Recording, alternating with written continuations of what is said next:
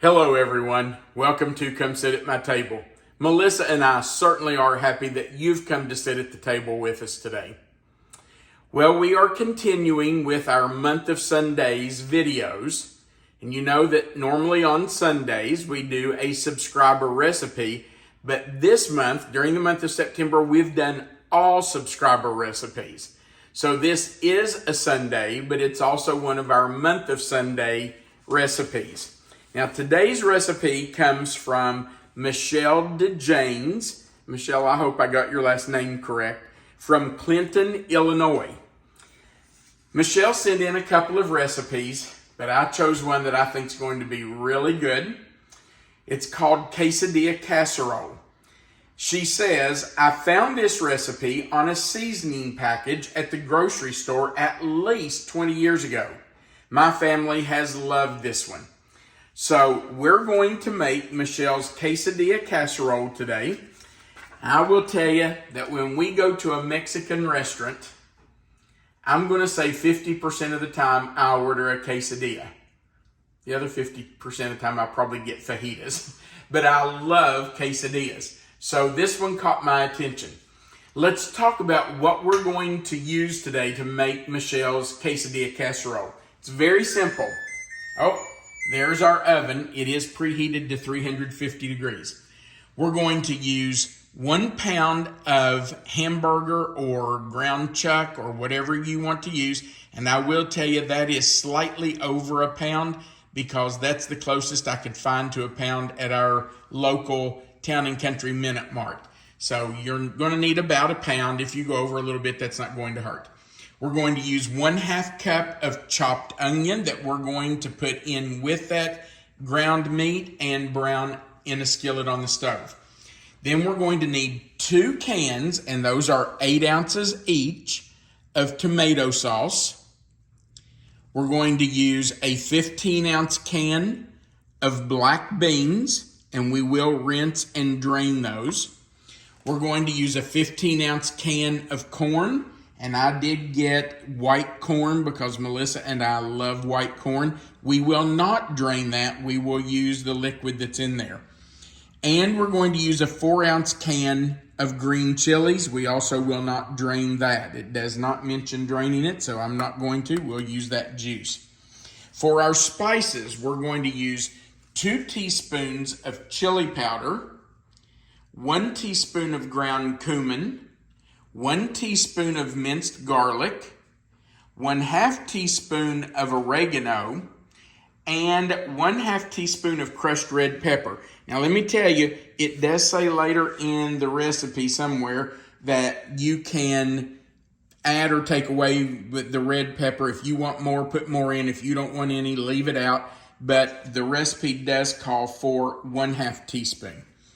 We're also going to need 6 flour tortillas, and these are kind of the medium size. They're not the big, large ones, but they're not the little tiny ones either. So just something that will fit in your 9x13 baking dish. And finally, we're going to need about 2 cups of shredded cheddar cheese. I'm using mild cheddar. Let's see here. It just says shredded cheddar cheese. So Melissa and I like mild cheddar. That's what I'm using. All right, our oven is preheated to 350. I do have my 9x13 pan out, and I have sprayed it, which you do need to do before you start layering. Our first step is that we're going to put our meat and our onions in our skillet, and we're going to let that start cooking. I'm going to turn the heat on, put my onions in with that, and as soon as that starts cooking, I will use my chopper blade to chop that up, but let's wait for just a minute until it does start to cook.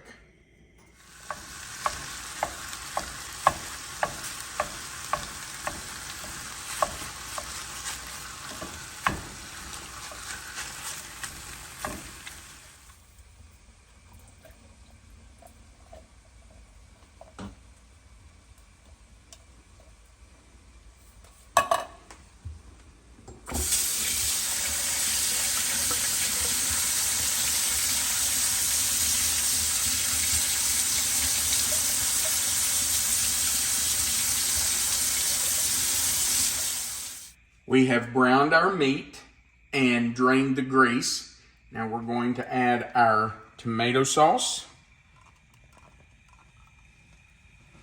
And you know I'm gonna have to scrape that. I should have thought about that sooner.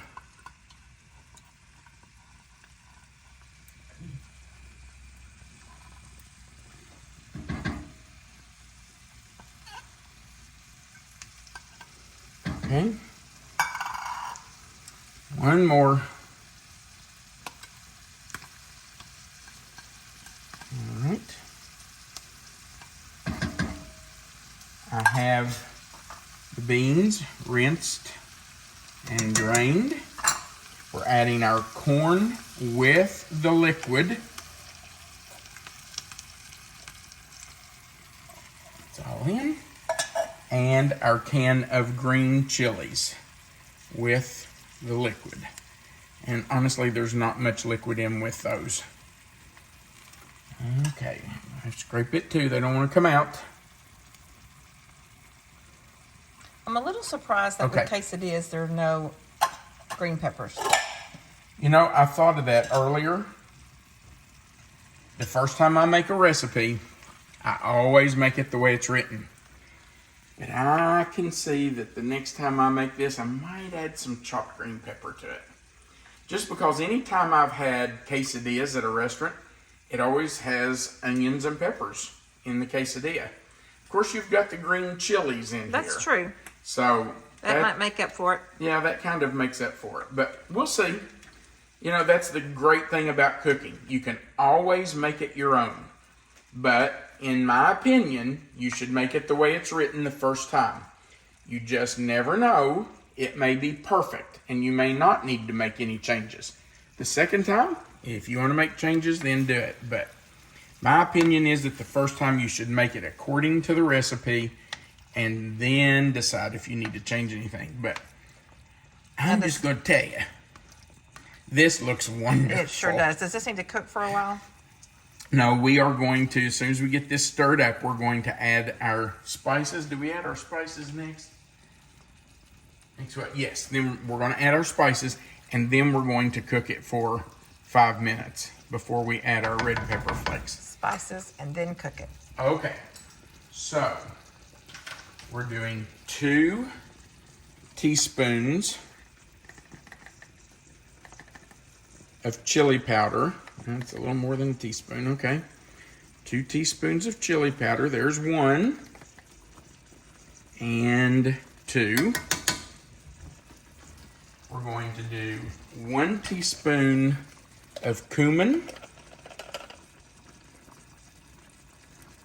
And you know what? I'm going to turn this down. It's bubbling just a little too hard for me. And a teaspoon of garlic. And I might do a heaping teaspoon. It's going to have so much flavor. Okay. I didn't get quite a heaping teaspoon. There we go. And then we're going to do half a teaspoon of oregano. We'll save our half teaspoon of red pepper flakes to put in after this has cooked for about 5 minutes. So I'm just going to stir those spices in. Yeah, you're right. It's going to have good flavor. Lots of flavor. All right. Now, I think what we're doing during this 5 minutes is just trying to evaporate some of that liquid that's in the bottom and concentrate those flavors. Let these flavors just marry together and be ready to put our quesadilla casserole together.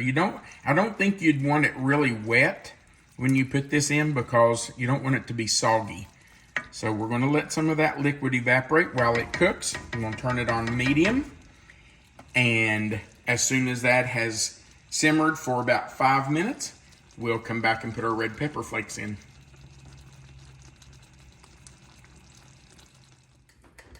Our meat mixture has cooked for 5 minutes. I'm going to stir in our red pepper flakes. If you want more, put more in. If you want to leave it out completely, leave it out. That is up to you. I'm already excited about the corn and the bean combination. I think that looks doesn't so that look good? And it smells wonderful. I'm glad we used the white corn. I think that's going to be a nice. It's just usually a little more tender than the yellow. I agree. We love white corn. Okay. Now, that's it. Now, all we have to do is make layers. So the first thing we do, according to Michelle's recipe, is that we put a little bit, it says about half a cup, in the bottom and just spread it out. You just want some to be in the bottom. You don't have to cover it completely. You just want some down there to hold your tortillas up off the bottom of the pan a little bit. So don't think you have to have it covered. You don't. All right. Now we're going to use 3 tortillas. And the recipe says to fit those in the best you can. Cut them if you need to, I'm sure. Here's what I normally do. Anytime I'm making a casserole like this with tortillas, I always put 2 in, cut 1 in half, and lay it along the sides just to make sure that everything's covered well. Okay? Now it says to put half of the meat mixture on top of those tortillas. So we're just going to take about half of it, put it in here, and spread it out. You know, we talked about that this might make a really good freezer meal too. Oh my goodness, it would make a great freezer meal. You know, when Melissa and I were teaching, I made a lot of freezer meals because we just didn't have time to come home and cook. Especially when our kids were at home and we were involved in sports and church activities and all kinds of things. We just didn't have time. So I would take recipes like this and make them in those aluminum disposable pans, cover them with saran wrap, wrap them in foil, and put them in our freezer. Then all we had to do was come home and throw one in the oven, let it bake until it was heated through, and we had dinner. I would usually lay it out the night before, put it in the refrigerator overnight, and it would mostly thaw, so it baked faster. All right, so we put half of our meat sauce. Now we're going to put about 1 cup of cheese on top of that. And you know, if you get a little heavy on the cheese, oh well, it's not gonna hurt anything, right? You're just kind of eyeballing it, right? Yeah, I could have measured it, but I'm just putting some on there. And some on the counter too. Because it wouldn't be me if I didn't throw some on the counter. All right. Now we need to just make those layers one more time. So we're going to do 3 more tortillas. There's 1, 2, and I'm going to cut my 3rd one. You know, if you had smaller size ones, you could make it work too. Just You piece could. them together. Absolutely. Now, the rest of our meat sauce goes right on top here. So I'm just going to try to dump it in. See if I can spread it out a little bit as I go and just dump it right in there. And you know, if I didn't get exactly half of it the first time, that's okay. It's all going in. It's not going to matter if you get exactly half and half. It's all going to be in there. But you do want it all in there. You don't want to waste it. So get it all out. All right. There we go. I'm just going to move that back to the stove. We'll spread this meat sauce out. And then guess what goes on next? Our favorite part. The cheese. Okay. That's pretty good right there. Now everything's really already cooked pretty much. Absolutely. We don't have to bake this to cook it. We're just going to bake it to help that cheese melt and for everything to kind of come together. Man, does that not look good? It does. Wow. That looks wonderful. Okay, now another layer of cheese. And I might go a little heavier this time because we want a good layer of cheese on top so that when it melts, it's covered with that cheese. So the recipe calls for 2 cups. If you go a little over 2 cups, it's not going to hurt. The cheese police will not show up at your door. They will not. And you'll notice I did buy a 4-cup bag of cheese. You just knew yourself before you even started. I know what I do. I tend to go heavy on the cheese. Okay, that's it. Now our oven is preheated. And we're just going to stick that in the oven. And all it takes is about 15 to 20 minutes. And as soon as it heats through and the cheese melts, we're ready to eat. In we go. Oh, how I wish you could smell how good this smells. And it looks delicious. It's really dead. It does look nice. It smells even better. I can hardly wait to dig into this. And this is what we're having for dinner tonight. And tomorrow night too, looks like. Absolutely. Maybe for a few meals. But you know what? This will be great left over. This will heat up beautifully. So if you are a small family or you live alone, you can have this for quite a while. Or you could make 2 small ones, freeze one. You could. You could make them in smaller pans and those little aluminum disposable pans and freeze them. All right, babe, are you ready? Absolutely. Do I need to blow on it? No, it'll be fine. Oh, I love it. Is it good? Mm-hmm. You can taste all the parts, the beans, the corn, the cheese, the meat, but it's such a good combination. Ooh, I really like it. That is fabulous. This is a definite winner. And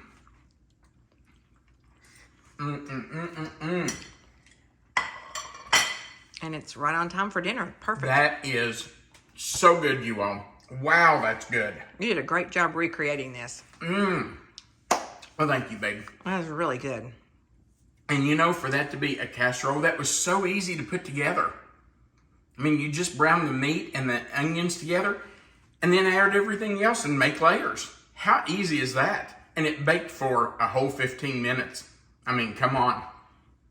That couldn't get easier. Might be one of my favorite casseroles we've had in a long time. It's really good. That is fabulous. Okay, I gotta move on. Thank you so much for being here. We do appreciate you watching. We would like to invite you to go right below this video and click that like button. If you haven't before, we invite you to click the subscribe button that's right under the video.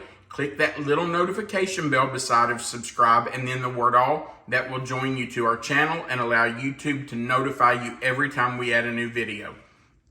Also, right below the video is a description box. It's going to say Quesadilla Casserole in it.